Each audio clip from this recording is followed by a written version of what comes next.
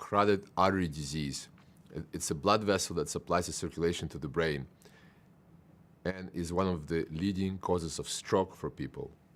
The idea behind doing a screening of the carotid artery is to try to screen and find the blockage in the carotid artery before a person has a stroke.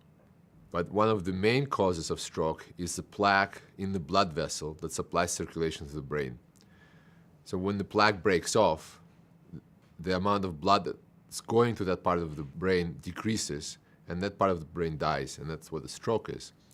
If we can remove the plaque, or decrease the plaque, or fix the plaque, which is different ways that we treat carotid disease, then we can potentially decrease the probability that the person is going to have a stroke. The screening is, again, very simple. It's an ultrasound procedure.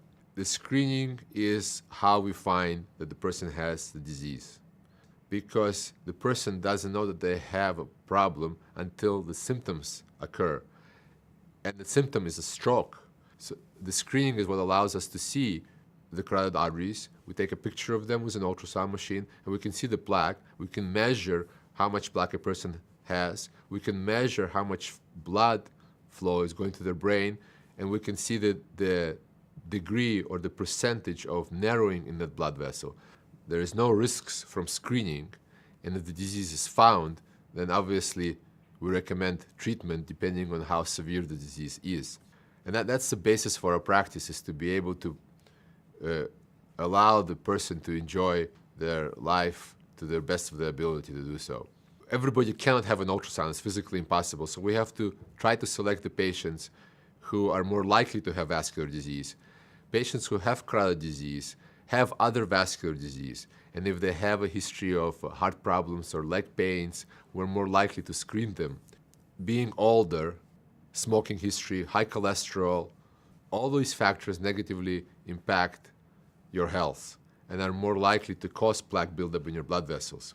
And those are the patients that we tend to screen most commonly to try to find the disease. And even if we fix the blockages tend to come back. And that's the idea of us promoting the healthy living concept, and the idea that if you can modify your lifestyle, and if you can modify your diet, and we have to give you the best medications that are available today to treat this life-threatening disease, we can get a better outcome.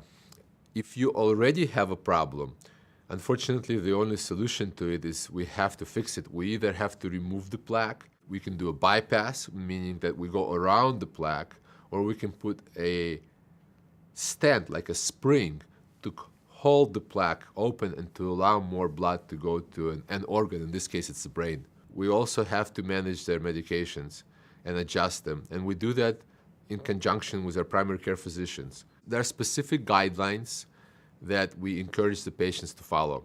These guidelines have to do with them exercising, and the walking program an hour a day is what we recommend. The guidelines include specific changes in their diet. For example, we know that salt increases your risk of plaque formation. So we tell them to eliminate all salt intake.